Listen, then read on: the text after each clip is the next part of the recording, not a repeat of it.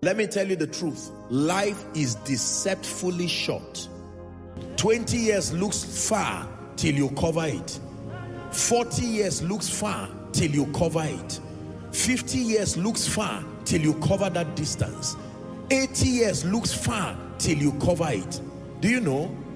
The celebration of birthdays is not celebrating how far you have come. It's also acknowledging how much is left. It is not just celebrating how far you have come. Listen, it is celebrating how much is left. So if you are 50 years today and you are supposed to live 80 years on earth, you are not celebrating 50 years.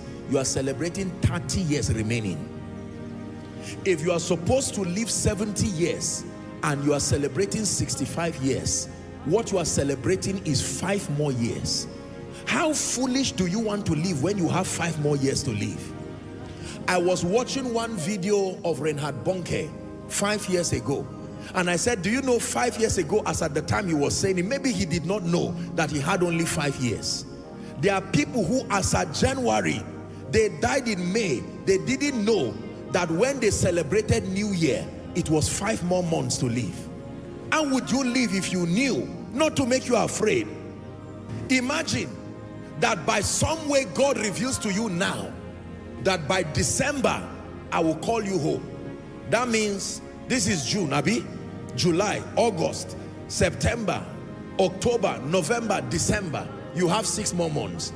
Then somebody who does not know where he's going comes to waste your time, and until October you are still roaming around life and destiny. Listen to me. One day you will not be here. Accept it or not. One day you will not be here. Every dead body on earth is a sermon, a constant reminder that the clock of destiny is ticking, and one day it will stop. Did you hear me? Every dead body you see today, from today, see it as a sermon. Don't just see it as a corpse. Every dead body.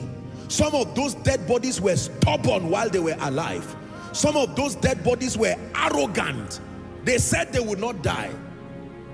Some of those dead bodies carried stubborn spirits.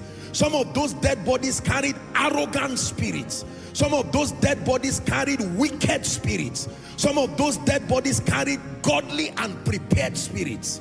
But in any case, it's now a dead body. You don't call a dead body a preacher. You don't call a dead body an armed robber. Let me tell you the truth. My life changed when I began to walk in the consciousness of the brevity of life. It didn't put fear. It just brought an awareness in me. When people die, especially people around at least my ministerial sphere of influence, I'm usually the first they reach, and they say so person has died. You see that? And while I condone with the family and console them, I use that dead body as a message again. There was a day that dead body had a sermon too. There was a day that dead body had a preacher say, one day you will die, and the dead body said yes. Now that dead body is the one who is being used as the sermon.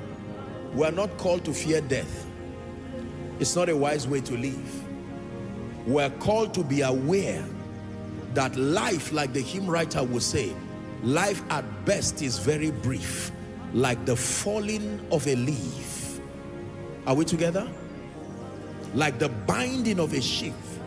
Life at best is very brief.